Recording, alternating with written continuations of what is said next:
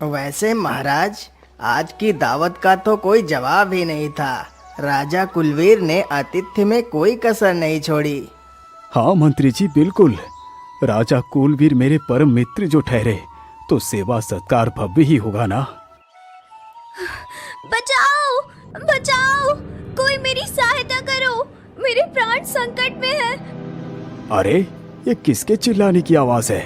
लगता है कोई मुसीबत में है। महाराज, यह आवाज तो उस ओर से आ रही है। चलो चलते हैं महाराज।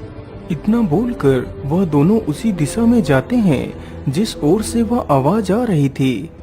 अरे, हट जा, हट जा, भाग भाग, मुझसे दूर हो जा, हट जा, दुष्ट बाघ।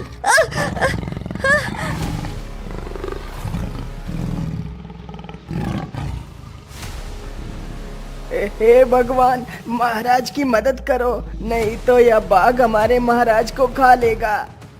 अरे भाग जा दुष्ट बाघ, नहीं तो मैं तुझे खत्म कर दूंगा।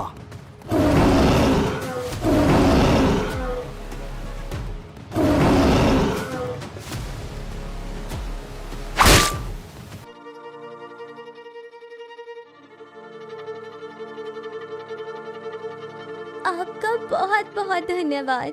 यदि आज आप नहीं आते तो यह शेर मुझे मारकर खा जाता। राजा यशोधरा की सुंदरता को निहारता रहता है। वह इतनी सुंदर थी कि राजा की दृष्टि उसके ऊपर से हट ही नहीं रही थी। अरे महाराज, आपको क्या हुआ? आप कहाँ खो गए? कहीं नहीं, कहीं नहीं। वैसे तुम कौन हो और तुम्हारा क्या नाम है? तुम इस घने जंगल में अकेले क्या कर रही थी? महाराज, मेरा नाम यशोधरा है। मैं चुंगी नगर में रहती हूँ। आज मैं जंगल में लकड़ियाँ लेने के लिए आई थी, तभी न जाने कहां से यह बाघ मुझ पर टूट पड़ा। लेकिन लकड़ियाँ लेने के लिए तो कोई और भी आ सकता है। महाराज, मेरे घर में मेरे अलावा और कोई नहीं रहता। कुछ वर्ष पहले ही मेरे माता पिता की मृत्यु हो गई थी, तब से मैं अकेले ही रहती हूँ। यशोधरा की यह बात सुनकर राजा को उस पर बड़ा ही तरस आता है। यशोधरा, यदि तुम बुरा न मानो तो क्या मैं तुमसे एक बात कह सकता हूँ? हाँ हाँ, बोलिए महाराज, आप मुझसे क्या कहना चाहते हैं? यशोधरा, मैं तुम्हें देखकर अपने आप को रोक नहीं पाया, इसीलिए बोल ही देता हूँ। क्या तुम मेरे साथ विवाह करोगी? परंतु महाराज, आपकी और मेरी बराबरी कहाँ से हो सकती है? आप एक सम्राट हैं और मैं तो एक गरीब अनाथ लड़की। मेरी वजह से आपको लज्जित होना पड़ेगा महाराज। नहीं यशोधरा, मैं तुमसे विवाह अमीरी गरीबी पूछकर नहीं कर रहा। तुम मुझे बहुत अच्छी लगी, इसीलिए मैंने आपके सामने विवाह का प्रस्ताव रखा। महाराज, यदि आपको मेरी अमीरी गरीबी से कोई वास्ता नहीं, तो मैं आपसे विवाह करने के लिए तैयार हूँ। फिर बड़े ही धूमधाम से राजा का विवाह यशोधरा के साथ हो जाता है। लेकिन राजा की पहले ही 2 रानियां थीं। राजा ने यह तीसरा विवाह किया था। पहले 2 रानियों की कोई औलाद नहीं थी। वह दोनों राजा के इस विवाह से बिल्कुल भी खुश नहीं थीं।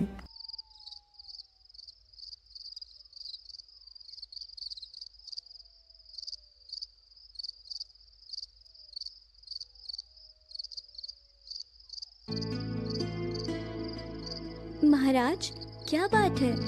इस खुशी के मौके पर आप इतना उदास क्यों दिखाई पड़ रहे हैं? क्या बताऊं रानी, मेरी उदासी का कारण बहुत बड़ा और दुखद है। इतने वर्ष गुजर गए, मेरी 2 रानियां होने के पश्चात भी मैं औलाद के सुख से वंचित हूँ। मैं आपसे बस इतनी आशा करता हूँ कि आप मेरी इस इच्छा को जरूर पूरा करेंगी। महाराज, मैं तो आपकी पत्नी हो चुकी हूँ। इस नाते से मैं हमेशा आपके साथ हूँ, चाहे सुख हो या दुख।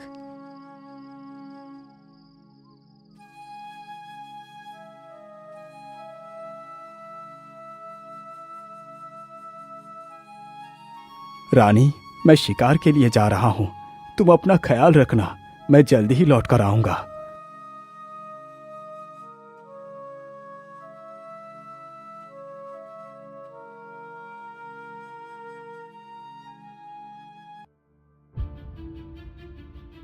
हाय हाय, यह सब कुछ तो मुझसे देखा ही नहीं जाता। जब से यह भिखारन हमारे राजमहल में घुसी है, तब से महाराज हम दोनों पर तो कोई ध्यान ही नहीं देते। हाँ हाँ दीदी, आप एकदम उचित कह रही हैं। महाराज तो हमें देखते तक नहीं।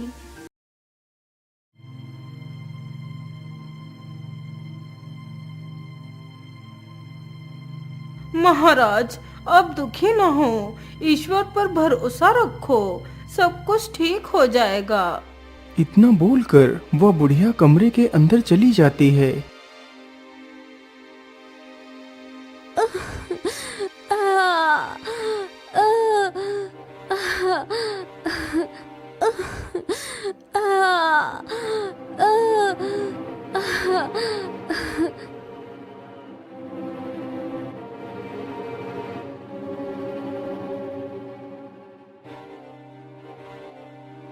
दाई माँ, सारी तैयारियां हमने कर ली हैं, बस बच्चा पैदा होने की देरी है। बूढ़ी माँ, बस आप मेरे बताए हुए रास्ते पर चलती रहो, मैं आपको हीरे जवाहरातों से तोल दूंगी। कुछ ही देर में रानी ने एक बहुत ही सुंदर से बालक को जन्म दिया। उस बालक के माथे पर एक विचित्र प्रकार का निशान था। रानी बच्चे को जन्म देते ही बेहोश हो जाती है। महारानी जी, जल्दी से उस बंदर के बच्चे को ले आओ। बच्चे को बदलने का यही सबसे अच्छा मौका है।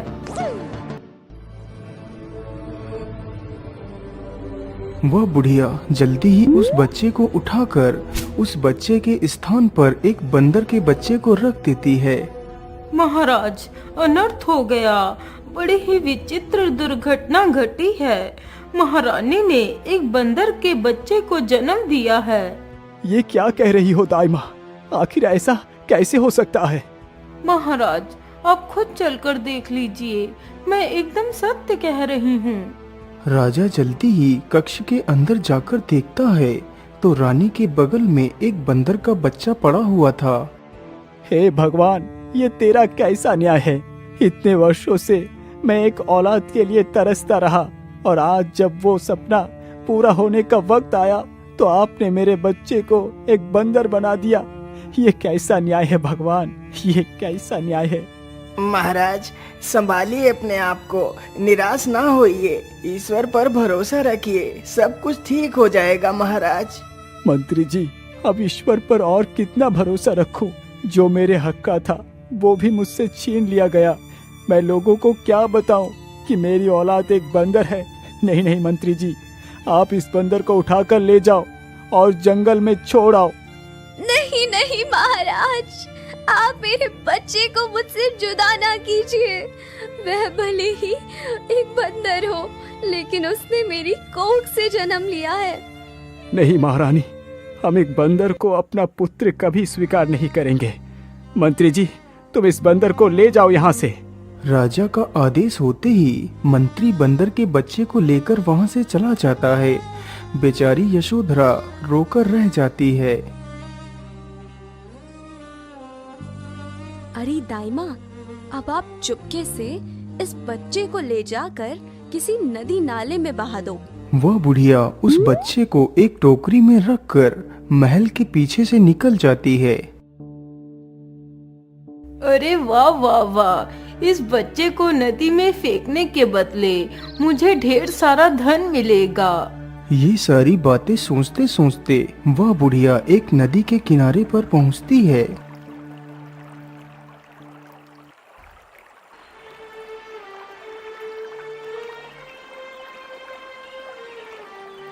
चलो, अब मैं जल्दी से इस बच्चे की टोकरी को नदी में बहा देती हूँ। बुढ़िया जल्दी से उस टोकरी को नदी में बहा देती है।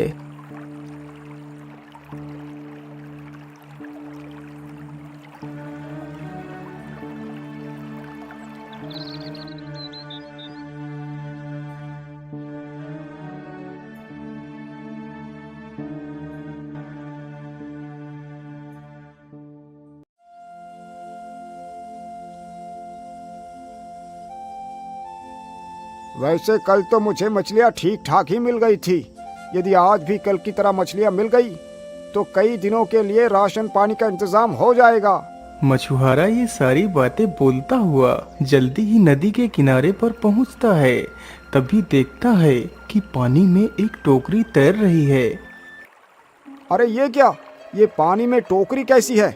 लगता है इस टोकरी के भीतर जरूर कोई कीमती वस्तु है। चलो मैं जल्दी से टोकरी को बाहर निकाल कर लाता हूँ।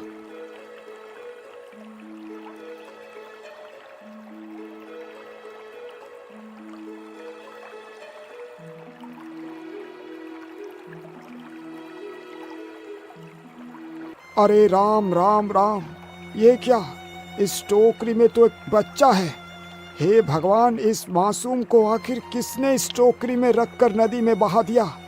चलो मैं जल्दी से इस टोकरी को लेकर घर चलता हूँ। मछुआरा जल्दी ही उस टोकरी को उठाकर नाव पर रख लेता है और नाव को लेकर बाहर की ओर आ जाता है।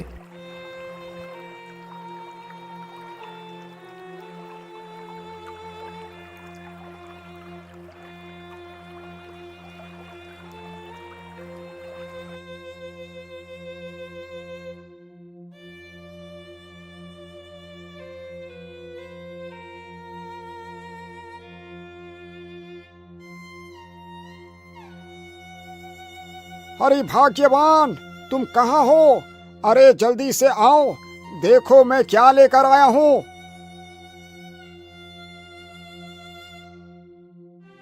अरे वाह, लगता है आज आपको कुछ ज्यादा ही मछलियाँ मिल गई हैं। अरे भाग्यवान, मछलियों को छोड़ो, पहले इसे देखो। इतना कह मछुआरा अपनी टोकरी को नीचे रखता है तो उसकी पत्नी टोकरी में देखती है तो उसमें मछलियों के स्थान पर एक बच्चा दिखाई देता है। अरे ये क्या, इस टोकरी में यह बच्चा कहाँ से आ गया?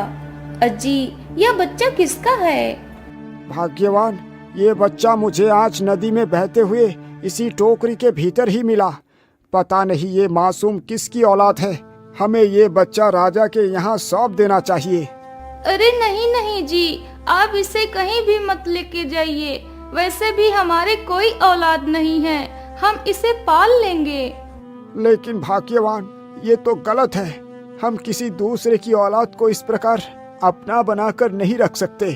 नहीं जी, मैं कुछ भी नहीं जानती। मैं इसे किसी को भी नहीं दूंगी। मछुआरा अपनी पत्नी का उस बच्चे के प्रति प्रेम देख उस बच्चे को अपने घर में रखने के लिए राजी हो जाता है। तुम चुप रहो महारानी। यशोधरा कोई पिशाचिनी नहीं, वो एक साधारण स्त्री है। तुम उसके ऊपर झूठा इल्जाम मत लगाओ।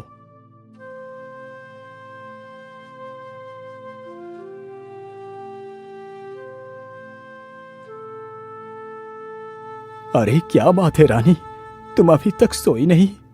महाराज, मुझे क्षमा कर दीजिए। मैं आपके विश्वास पर खरी नहीं उतर पाई।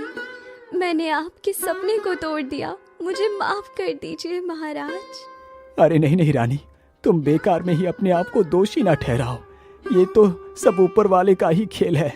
हो सकता है वो मेरी कोई परीक्षा ले रहा हो। तुम फिक्र ना करो, सब कुछ ठीक हो जाएगा।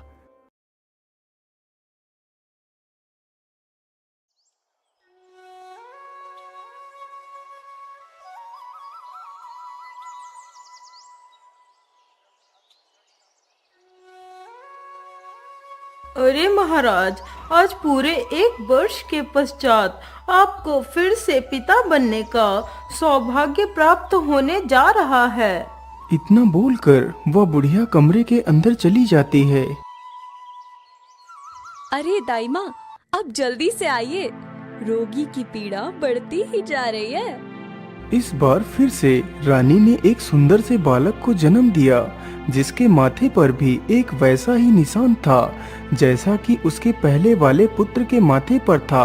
पहले की तरह फिर से यशोधरा बच्चे को जन्म देते ही बेहोश हो जाती है। इसी का फायदा उठाकर महारानी ने फिर से उस बच्चे के स्थान पर एक मेढक के बच्चे को रख दिया। महाराज, महाराज, जल्दी से चलिए। इस बार फिर से वही हुआ जिसकी आशंका थी। इतना सुनते ही राजा रानी के कक्ष में जाता है तो देखता है कि बिस्तर पर बच्चे के स्थान पर एक मेढक का बच्चा पड़ा हुआ है। आखिर ऐसा कैसे हो सकता है?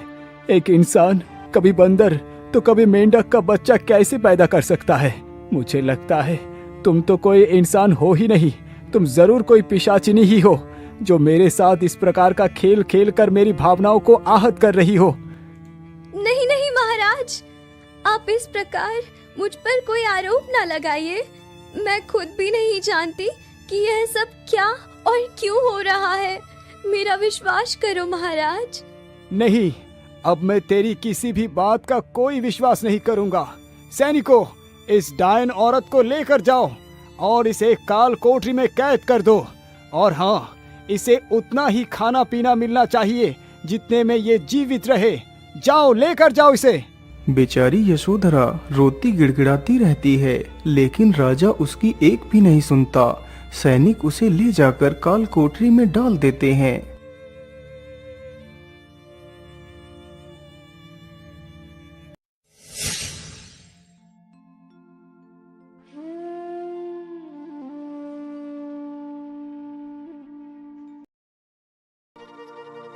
बूढ़ी माँ, हमारा तो कांटा हमेशा के लिए निकल गया। आज हम दोनों बहुत खुश हैं। अब आप बिना देर किए इस बच्चे को भी ले जाकर बहा दो। वह बुढ़िया ऐसे ही करती है। वह फिर से महल के पीछे से उसी नदी की ओर जाती है जहाँ वह पहले गई थी।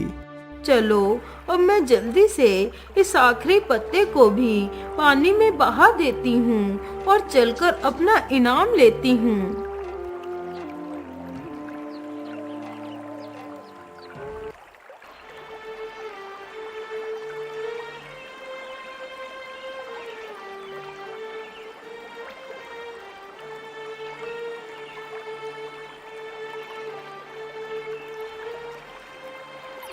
वैसे आज तो मछलियाँ काफी पकड़ चुका हूँ।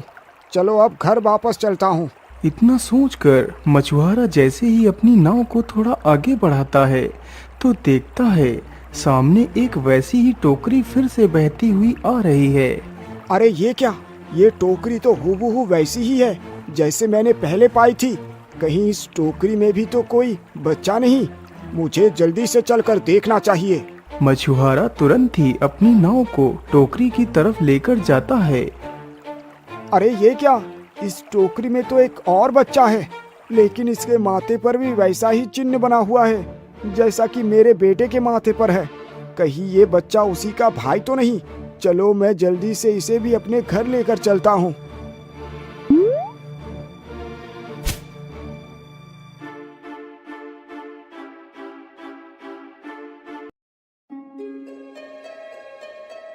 अरे वाह, ये तो कमाल हो गया जी।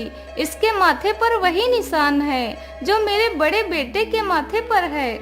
जरूर अब की बात सच ही है, ये दोनों एक दूसरे के भाई ही होंगे। 20 वर्ष गुजरने के पश्चात उस मछुआरे की मृत्यु हो जाती है।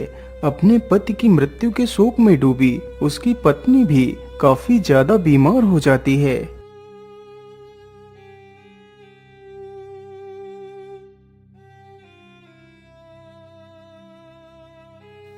भैया, अब तो हमारे पास पैसे भी नहीं बचे। जितने पैसे थे वो सब माँ की दवाई में ही खत्म हो गए।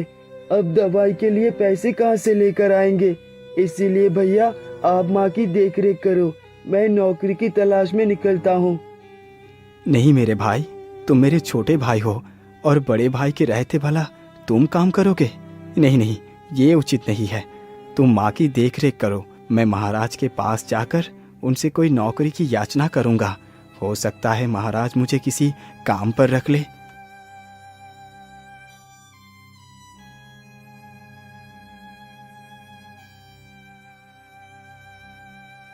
वह चलते चलते जल्दी ही राजमहल के पास पहुंच जाता है। अरे ठहरो, कौन हो तुम और इस प्रकार महल के भीतर कहाँ घुसे चले जा रहे हो?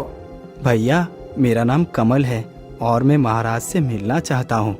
मुझे महाराज से एक नौकरी चाहिए ताकि मैं अपनी माँ का इलाज करा सकूं। अच्छा, ठीक है, तुम इसी स्थान पर रुको, मैं अभी तुम्हारी सूचना महाराज तक पहुंचाता हूँ।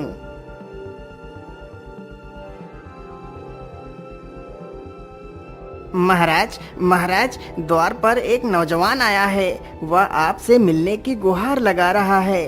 कहता है कि वह आपसे मिलना चाहता है और आपसे एक नौकरी की आशा रखता है। अच्छा अच्छा ठीक है, तुम जल्दी से जाओ और उसे आदर सहित राज्यसभा में लेकर आओ।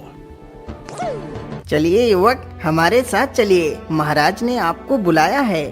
कमल जैसे ही राजा के सामने जाकर खड़ा होता है तो राजा अचंभित हो जाता है और उसे देखता रहता है। वह ऐसा महसूस कर रहा था जैसे कि वह उसी का पुत्र हो। अरे यह कौन है? इसके माथे पर तो वैसा ही चिन्ह है जैसा यशोधरा के पुत्रों के माथे पर था। तो कहीं ऐसा तो नहीं यह लड़का उन्हीं में से एक हो? बोलो पुत्र, तुम कौन हो और तुम्हें क्या चाहिए? महाराज, मेरा नाम कमल है और मैं आपके राज्य का ही नागरिक हूँ। मेरा घर देवेंद्रपुर में है। अच्छा अच्छा ठीक है पुत्र, तो मुझे बताओ कि तुम्हारा यहाँ आना कैसे हुआ? महाराज, मेरी माता की तबीयत बहुत ज्यादा खराब है, परंतु मेरे पास पैसे नहीं, इसीलिए मैं अपनी माता का इलाज नहीं करवा पा रहा। कृपा कर आप मुझे कोई काम दे दीजिए जिससे मैं अपनी माता का इलाज करवा सकूं। पुत्र, अभी तो हमारे पास ऐसा कोई स्थान रिक्त नहीं है जिस पद पर मैं तुम्हें रख सकूं। लेकिन हाँ पुत्र, मैं तुम्हें 100 सोने की अशर्फियाँ दे सकता हूँ जिससे तुम अपनी माता का इलाज अच्छी तरह करवा सकते हो। माफ करना महाराज, लेकिन मैं आपसे बिना मेहनत किए पैसा नहीं ले सकता। इतना कहकर कमल वहाँ से जाने लगता है। सुनो पुत्र, यदि तुम ये पैसे ऐसे नहीं लेना चाहते तो तुम मुझसे ये पैसे कर्ज के तौर पर ले लो, फिर तुम मेरे पैसे मुझे कमाकर वापस कर देना। वैसे महाराज उचित ही तो कह रहे हैं, अभी मुझे इन पैसों की अधिक आवश्यकता है। मुझे ये पैसे ले लेना चाहिए, फिर मैं अपनी मेहनत से इसके सारे पैसे चुका दूंगा। क्या हुआ पुत्र, तुम क्या सोचने लगे? कुछ नहीं महाराज, मैं आपसे ये पैसे कर्ज के तौर पर ही ले लेता हूँ। फिर राजा कमल को 100 सोने की मोहरें देकर भेज देता है। महाराज, जब वह युवक पैसे लेने से मना कर रहा था तो आपको उसे पैसे देने की क्या आवश्यकता थी? पता नहीं महारानी, वो युवक मुझे अपना सा लगा, इसीलिए मैं उसकी मदद करने से अपने आप को रोक नहीं पाया। राजा के मुख से ऐसे वचन सुनकर महारानी का संदेह तो और भी गहरा हो गया। क्या बात है महारानी जी, आपने इतने वर्षों पश्चात अचानक ही मुझे याद किया। दाई माँ, मैं बस आपसे इतना जानना चाहती हूँ कि आपने यशोधरा के दोनों पुत्रों का क्या किया? तुमने उन्हें कैसे मारा? अरे महारानी, मारना कैसा था? आपने ही तो बताया था कि उन्हें किसी नदी में जाकर बहा दो, तो मैंने उन दोनों को नदी में ही बहा दिया था। क्या? नदी में बहा दिया? लेकिन कैसे? तुमने उन बच्चों को कैसे बहाया? बताओ मुझे। फिर वह बुढ़िया सारी कहानी महारानी को सुनाती है।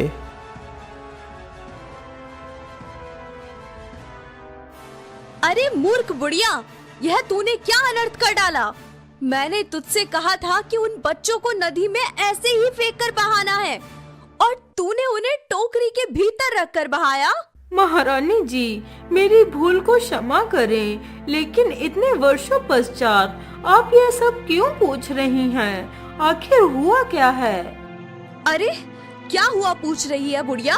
तुझे पता भी है राजा के दोनों पुत्र अभी भी जीवित हैं। क्या? तुम ये क्या बोल रही हो महारानी? ऐसा कैसे संभव हो सकता है? अरे मूर्ख, यह सब तेरी मूर्खता के कारण ही संभव हो चुका है। यदि महाराज को पता चल गया कि वह दोनों उन्हीं के पुत्र हैं और हमने उसके साथ क्या किया, तो राजा से हम तीनों को भगवान भी नहीं बचा पाएंगे। महारानी, यह समय भयभीत होने का नहीं है, यह समय षड्यंत्र रचने का है कि उसे कैसे अपने रास्ते से हटाना है। बस तुम इतना बताओ कि तुमने उसे कहाँ पर देखा था? फिर महारानी राजसभा में हुई घटना को बताती है। महारानी जी, उनसे निपटने का रास्ता मिल गया, तुम फिक्र न करो। यह समझो कि वह दोनों तुम्हारे रास्ते से हट गए। लेकिन वो कैसे? मैं कुछ समझी नहीं।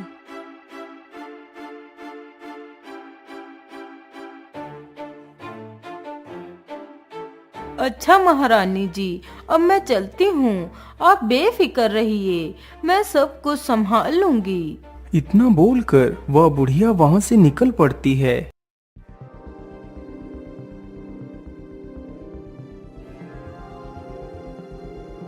वह चलते चलते उसी नगर में पहुंचती है जिस नगर में कमल तथा उसका छोटा भाई रहते थे। अरे बेटा, इस नगर में कमल का घर कौन सा है?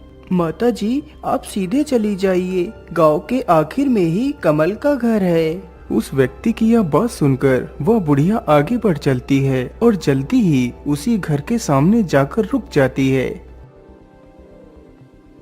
अरे बेटा, कोई है घर के अंदर? क्या कोई मेरी आवाज को सुन रहा है?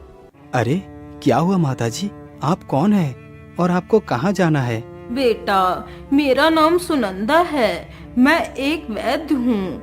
मैं पास के गांव में ही जा रही थी, लेकिन मुझे बहुत जोर की प्यास लगी है।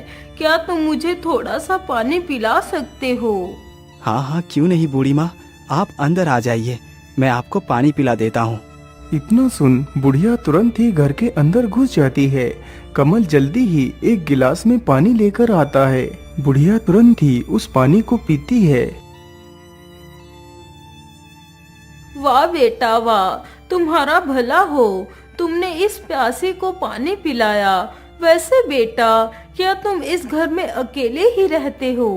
नहीं माताजी, मैं यहाँ अकेला नहीं रहता, मेरे साथ मेरा छोटा भाई और मेरी माँ रहती है।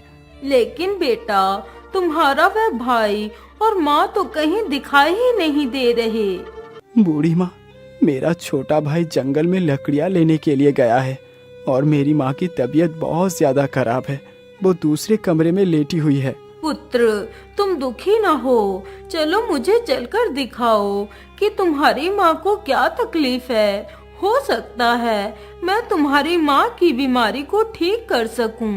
इतना सुनकर कमल उस बुढ़िया को अपनी माता के पास लेकर जाता है तो बुढ़िया देखती है उसकी माता की तबीयत बहुत ज्यादा खराब है। वैसे इस औरत की तबीयत तो कितनी ज्यादा खराब है। मैं तो इलाज के बारे में कुछ नहीं जानती। मुझे तो बस कुछ भी करके इन दोनों भाइयों को मारना है। क्या हुआ माँ जी, आप कहाँ खो गई? कुछ तो बोलिए, आखिर मेरी माँ को क्या हुआ है? बेटा, तुम्हारी माँ एक बहुत ही बड़े रोग से ग्रसित है। इसका इलाज करना अत्यंत दुर्लभ है। माताजी, जरा आप ध्यान से देखिए, क्या मेरी माँ को स्वस्थ करने के लिए इस संसार में कोई औषधि शेष नहीं बची है? वैसे बेटा, औषधि तो है, लेकिन उस औषधि को लाना बहुत ही कठिन है। बस आप मुझे उस औषधि का नाम बता दीजिए, मैं धरती के किसी भी कोने से उस छिपी औषधि को ढूंढ निकालूंगा। हाँ हाँ, जरूर ढूंढ निकालना। मैं तुझे ऐसी जगह भेजूंगी जहाँ से तू कभी भी वापस लौट कर नहीं आएगा। बूढ़ी माँ, आप जल्दी से मुझे बताइए उस औषधि के बारे में। यदि ऐसी बात है पुत्र, तो सुनो, तुम्हें अम्बा पहाड़ी पर जाकर उस तिलस्मी सेब को लेकर आना होगा। यदि तुम उस सेब को ले आए तो समझो तुम्हारी माँ बिल्कुल ठीक हो जाएगी। ये लीजिए भैया, मैं लकड़ियाँ लेकर आ गया हूँ। हाँ हाँ छोटे, तुम इन सारी लकड़ियों को वहीं पर रख दो और मेरी बात ध्यान से सुनो। मैं उस तिलिस्मी सेब को लेने के लिए जा रहा हूँ ताकि हम अपनी माँ को ठीक कर सके। तुम घर पर ही रहकर माँ की देख रेख करना। इतना बोलकर कमल सेब की तलाश में निकल पड़ता है।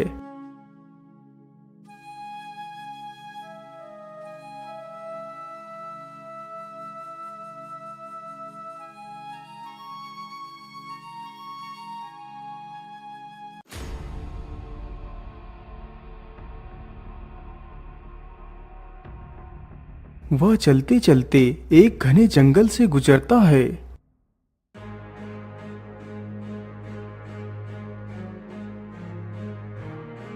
अरे ये क्या, आगे तो दो रास्ते हैं, अब मैं किस रास्ते पर जाऊं? कौन सा रास्ता सही और कौन सा रास्ता गलत, ये मैं कैसे पता करूं? वह इतना सोच ही रहा था कि तभी उसकी नजर सामने एक पेड़ के नीचे बैठे साधु पर पड़ती है। अरे ये साधु कौन है? चलो इसके पास चलकर पूछता हूँ। बाबा, आंखें खोलिए बाबा, मेरी सहायता कीजिए। अरे क्या बात है बेटा, तुम कौन हो और तुम्हें क्या तकलीफ है? बाबा, मेरा नाम कमल है और मैं अम्बा पहाड़ी पर जाना चाहता हूँ ताकि मैं उस तिलिस्मी सेब को ला सकूं।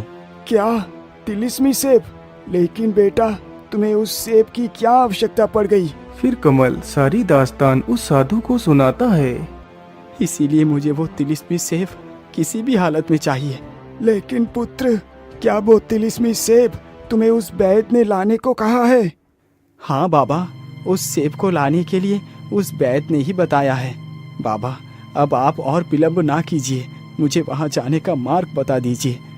पुत्र, वो सेब लाना इतना भी आसान नहीं जितना कि तुम समझ रहे हो। वो सेब अम्बा पहाड़ियों के बीच परियों के बगीचे में मिलेगा।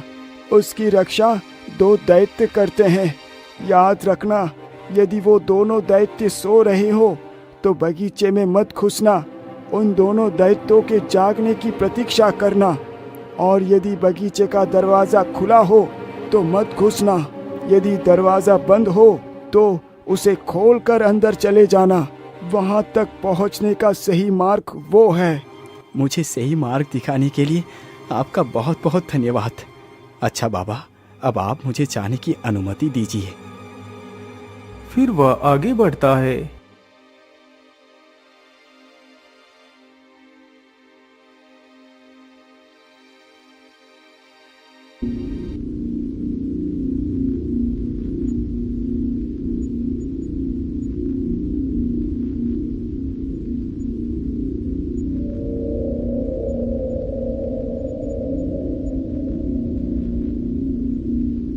मुझे लगता है ये वही बगीचा है जिसकी मुझे तलाश है। चलो जल्दी से बगीचे के अंदर चलता हूँ। लेकिन नहीं, अभी तो ये दैत्य सो रहा है। बाबा ने कहा था कि जब दैत्य जाग रहा हो तभी अंदर जाना। मैं इनके जागने तक की प्रतीक्षा करता हूँ। इतना सोचकर कमल वहीं पेड़ के नीचे बैठ जाता है। तभी एक लोमड़ी उस बगीचे की तरफ बढ़ती है।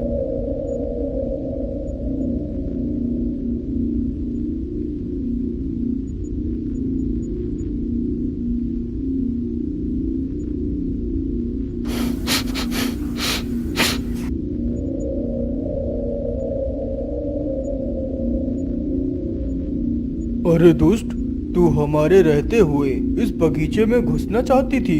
रुक, अभी तुझे मजा चखाता हूँ। इतना कह दोनों राक्षस अपनी तलवार से उस लोमड़ी के 3 टुकड़े कर देते हैं और चुपचाप खड़े होकर पहरा देने लगते हैं।